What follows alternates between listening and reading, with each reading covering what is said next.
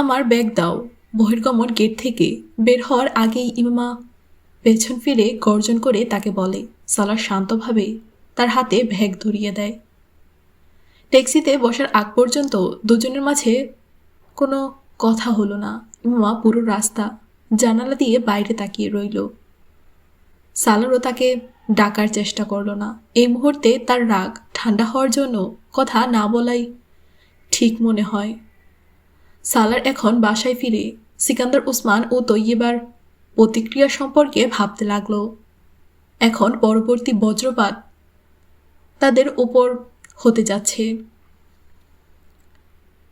গাড়ি থেকে এখন তাদের বাড়ির বাম পাশের রাস্তায় মোড় ঘুরছে। ইমামার পুরো শরীর যেন শীতল হয়ে যায়। এটা শীতের জন্য নয়, এটা ভয়ও নয়, এটা অন্য কিছু।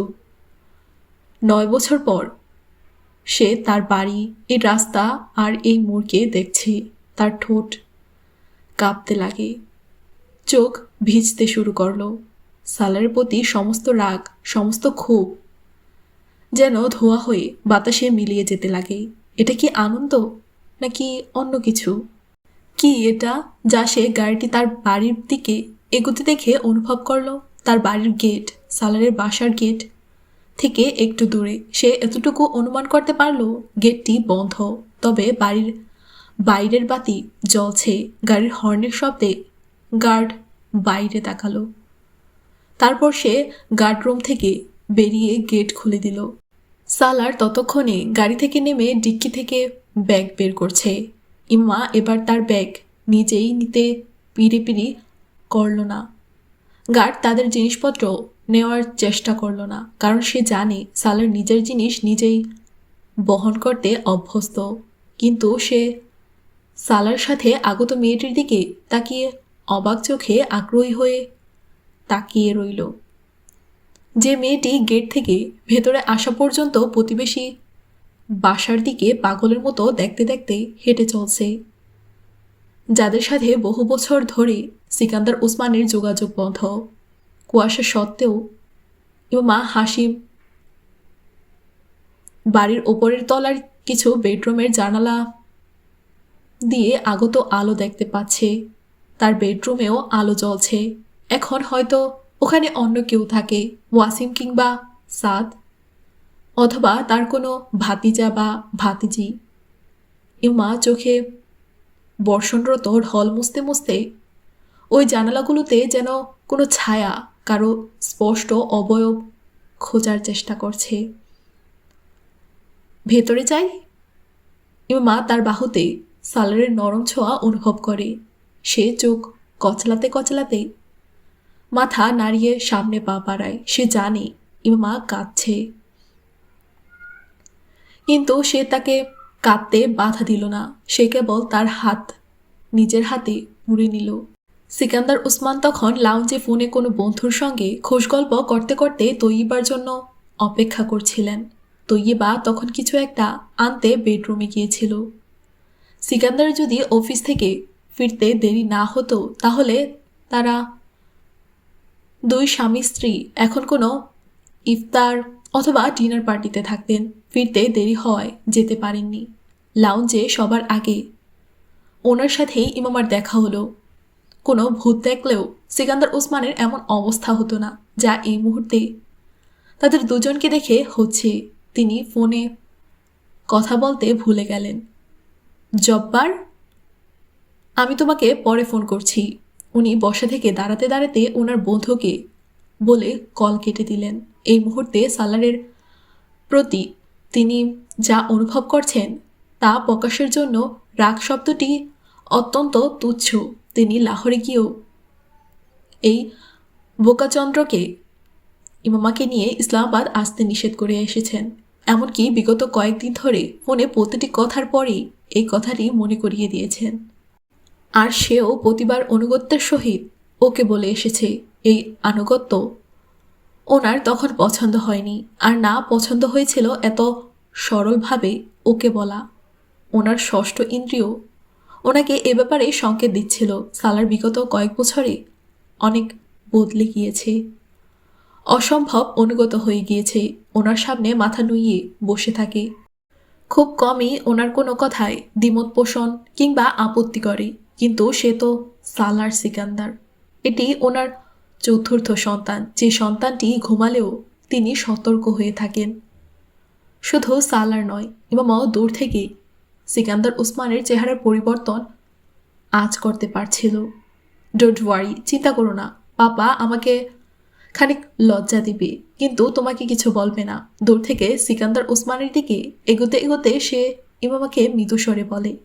ইমামা মাথা তুলে তার স্বামীর নিশ্চিন্ততা দেখল। তারপর প্রায় 10 মিটার কাছে আসতেই দেখল তার শ্বশুরের ভাব। তৎক্ষণাৎ তার বুঝে এলো না এই মুহূর্তে তার কি করা উচিত। সে এটা ভেবে বেশি ভীত হচ্ছিল যে সিকান্দার ওসমান সালারকে এখন অপমান করবেন। পাপা, আসসালামু আলাইকুম। হাতের ব্যাগগুলো নিচে রেখে সিকান্দার ওসমানকে সে সবসময়ের মতো গলায় জড়িয়ে ধরতে চেষ্টা করল, যেন সে ওনার দাওয়াত পেয়ে এখানে এসেছে। সিকান্দার ওসমান ক্রুদ্ধ চোখে তাকিয়ে ওনার হাত পেছনে নিতে নিতে বললেন, তোমাকে নিষেধ করেছিলাম না? জি। সালার অসম্ভব আনুগত্যের সহিত সেই প্রশ্নের উত্তর করল। তার গলা জড়িয়ে ধরতে চেষ্টা করল। কিভাবে এসেছ? কয়েক মুহূর্ত পর তিনি পরবর্তী প্রশ্ন করেন। ট্যাক্সি করে। ঝটপট জবাব এলো। ট্যাক্সি ভেতরে এনেছিলে? না, গেটেই নেমেছি। সে দৃষ্টিনত করে নেহাত গুণধরের মতো বলে। তাহলে শ্বশুরবাড়িতে গিয়েও সালাম জানিয়ে আসতে? সালার এবার চুপ রইল, কারণ সে জানে এটা কোনো প্রশ্ন নয়, কোনো পরামর্শও নয়। বেটা, আপনি কেমন আছেন? সালারকে কঠিন চোখে দেখতে দেখতে তিনি এবার ইমামার কাছে এলেন। ওনার স্বর এখন বদলে গিয়েছে। ইমামা এতক্ষণ প্রচণ্ড ঘাবড়ে বাপ বেটার মধ্যকার কথোপকথন শুনছিল। সিকান্দার ওসমানকে নিজের দিকে এগোতে দেখে তার চেহারা বিবর্ণ হয়ে গেল। সে তৎক্ষণাৎ সিকান্দারের প্রশ্নের উত্তর দিতে পারে না। আসতে কোনো সমস্যা হয়নি তো? উনি তাকে কাছে টেনে অত্যন্ত স্নেহভরে জিজ্ঞেস করলেন, আর শরীর ঠিক আছে তো? চেহারা এমন লাল হয়ে আছে কেন? সিকান্দারও তার চোখের সিক্ততা ও দুশ্চিন্তা বুঝতে পারলেন। জি জি জি ওটা। সে আটকালো ঠান্ডার কারণে। আসসালামু আলাইকুম। মাম্মি, কেমন আছেন আপনি? সালার পুনরায় ব্যাগ টানতে টানতে প্রথম বাক্যটি সিকান্দারকে বললেন, আর দ্বিতীয়টি দূর থেকে আগত তৈয়িবাকে, যিনি তাদেরকে দেখে যেন কাতরে উঠলেন। সালার এখানে আসার কি দরকার ছিল? একটু তো দয়া করো। তিনি এখন তাকে জড়িয়ে ধরেন। তৈয়িবা, ইমামাকে চায়ের সাথে কোনো ওষুধ দাও, আর ডিনার পার্টি এখন বাদ দাও। সিকান্দার ওসমান এখন তাকে সাথে নিয়ে এগোতে এগোতে তৈয়িবাকে বললেন। তৈয়িবা এখন সালারকে একপাশে চাপিয়ে ইমামার দিকে এগিয়ে এলো। কি হয়েছে ইমামা? কিছু না, আমি ঠিক আছি।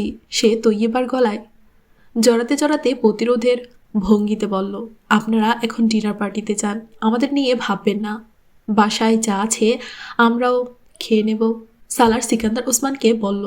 সে জানতো এখন তাদের কোথাও দাওয়াত আছে। এই মুহূর্তে বাসায় নিশ্চয়ই খাবারের কোনো ব্যবস্থা করা হয়নি। সিকান্দার তার কথা শোনার কষ্টটুকুও করলেন না। প্রথমে তিনি ইন্টারকমে কল করে গার্ডদের সিকিউরিটির ব্যাপারে কিছু নির্দেশনা দিলেন। তারপর ড্রাইভারকে পাশের কোনো রেস্টুরেন্ট থেকে কিছু খাবার আনতে বললেন। খানসামাকে ডেকে চায়ের কথা বললেন। প্লিজ বাবা, আমাদের জন্য আপনি আপনার প্রোগ্রাম ক্যান্সেল করবেন না, আপনারা যান। সালার সিকান্দার ওসমানকে বললেন, যাতে তুমি আমাদের অনুপস্থিতিতে নতুন কোনো বিপদ ডেকে আনতে পারো, তাই না? সিকান্দারের কথায় সে হাসতে লাগলো। তার হাসি সিকান্দারকে আরও উত্তেজিত করে দিল। ইমামা যদি তার পাশে বসে না থাকতো তাহলে সিকান্দার ওসমান তাকে আচ্ছা মতো শায়েস্তা করে দিতেন। আমি যখন তোমাদের বলেছি আপাতত এখানে এসো না, তাহলে ইমামা আপনার অন্তত তাকে বোঝানোর উচিত ছিল। সিকান্দার এবার ইমামাকে বলছিলেন। এদিকে ইমামা শুরু থেকেই অসম্ভব লজ্জিত ও অনুভূতিশূন্য হয়ে আছে। পাপা, ইমামা তো আমাকে নিষেধ করেছিল, আমি জোর করে নিয়ে এসেছি ওকে। ইমামার কোনো ব্যাখ্যা দেওয়ার আগেই সালার বলে ফেলে। সিকান্দার প্রচণ্ড ক্রোধ দৃষ্টিতে তার দিকে তাকালেন। ওনার সন্তানদের কেউ আজ পর্যন্ত ওনার সামনে বসে এতটা গর্বিত ভঙ্গিতে ওনার কথা অমান্য করার জানান দিতে পারেনি। সালার আর কিছু না বলে পরিচারককে জিনিসপত্র রুমে নিয়ে যেতে নির্দেশ দিল। এই পুরো ব্যাপারটি নিয়ে সালার সাথে গুরুত্ব সহকারে কথা বলা দরকার, কিন্তু একাকী সিকান্দার ভাবলেন। সালার রুমে এসেই ইমামা চুম্বকের মতো জানলার দিকে গেল, অতঃপর মন্ত্রমুগ্ধের মতো জানালার সামনে গিয়ে দাঁড়িয়ে পড়ে। ওখান থেকে তার বাড়ির বাম অংশ চোখে পড়ছে, তার বাড়ির ওপরের তলা, তার রুমের জানালা, ওয়াসিমের রুমের জানালা। উভয় রুমেই আলো জ্বলছে, কিন্তু উভয় রুমের পর্দা ছড়ানো। কেউ যদি এখন সেই পর্দাগুলো সরিয়ে তার মতো জানালার সামনে এসে দাঁড়ায় তাহলে তাকে অনায়াসে দেখতে পাবে। জানা নেই চিনবে কি না, সে এতটাও তো বদলে যায়নি। কেউ তাকে চিনবেই না। তার রক্তের আপনজন তো। অশ্রু স্রোতের মতো সব বাঁধ ভেঙে তার চোখ থেকে বেয়ে ঝরতে লাগলো। এটা কবে ভেবেছিল জীবনে কখনো পুনরায় এই বাড়িটি দেখতে পাবে? তার জীবনে এসবের কি প্রয়োজন ছিল? তার সাথেই এমনটা হতে হবে? সালার নেহাতি নিঃশব্দে তার মুখোমুখি এসে দাঁড়ায়। সে জানালা দিয়ে দৃশ্যমান বাড়িটির দিকে তাকালো, অতঃপর ইমার চোখে বহমান অশ্রুর দিকে। ওভাবেই নিঃশব্দেই ইমার কাঁধে বাহু ছড়িয়ে তাকে সান্ত্বনা দিতে কপালে চুমু কাটল। ওটা আমার রুম। বহমান অশ্রুমে তো ইমামা তাকে বলে চলেছে, যেখান থেকে তুমি আমার দিকে তাকিয়ে থাকতে। ইমামা অশ্রুসিক্ত চোখে হেসে ফেলে। আমি তোমার দিকে তাকিয়ে থাকতাম না সালার। সে প্রতিরোধ করল। সালার তার রুমের জানালা দিয়ে তাকিয়ে বলল, আর আমি জানতামই না এটা তোমার রুম। আমি ভাবতাম এটা ওয়াসিমের রুম। আমি তো এখানেই কাপড় পাল্টাতাম। সালার খানিক চিন্তিত হলো। আমি কি জানি তুমি কি করতে? আমার রুমের জানালা তো বন্ধ থাকতো কেন? সালার খানিক অবাক হয়ে জিজ্ঞেস করে। তুমি শর্টস পরে বেডরুমে ঘুরে বেড়াতে, তাই? আর ভেবেছ আমি জানালা খোলা রাখবো? তোমার কোনো লজ্জা ছিল না? তুমি কিভাবে বেডরুমে এভাবে ঘুরে বেড়াতে? মা এখন চোখ মুছতে মুছতে তার প্রতি অভিমান করছে। সে বুঝতেই পারেনি সালার কতটা শান্তভাবে তার মনোযোগ ওই দিক থেকে সরিয়ে ফেলেছে। তুমি কেমন মানুষ ছিলে? সালার এবার কিছুই বলল না। এই প্রশ্নের উত্তর সে দিতে পারবে না। খাওয়ার জন্য তোমাকে ডাকতে এসেছি, তুমি চেঞ্জ করে ফেললে চলো। সে হুট করে প্রসঙ্গ পাল্টাতে পাল্টাতে ইমামাকে বলে। ইমামা সালারের প্রতিক্রিয়ার দিকে তাকালো না। সে আবারও জানলা দিয়ে দৃশ্যমান বাড়িটির দিকে তাকিয়ে রয়। সালার প্রায় 2টার দিকে রুমে এলো। সে ভেবেছিল ইমামা হয়তো ঘুমিয়ে পড়েছে, কিন্তু সে এখনও জানালার সামনে বসে বাইরে তাকিয়ে আছে। তার বাড়ির লাইট এখন বন্ধ হয়ে গেছে। দরজা খোলার শব্দে সে পিছন ফিরে তাকায়। তোমার ঘুমিয়ে পড়া উচিত ছিল ইমামা। তার সাথে চোখাচোখি হতেই সালার বলে। ইমামা জানলার সামনে চেয়ার পেতে দুপাশ তুলে হাঁটুতে বাহু ছড়িয়ে বসে আছে। ঘুমিয়ে যাব। ওখানে সবাই ঘুমিয়ে পড়েছে, দেখো সব বেডরুমের লাইট অফ। মামা পুনরায় ঘাড় ফিরিয়ে বাইরের দিকে দেখতে লাগে। সালার কয়েক মুহূর্ত তার দিকে তাকিয়ে রয়, তারপর ওয়াশরুমে চলে গেল। 10 মিনিট পর কাপড় পাল্টে ঘুমানোর জন্য বিছানায় সে শুয়ে পড়ে। মা এখন থামো। এভাবে তাকিয়ে কি হবে?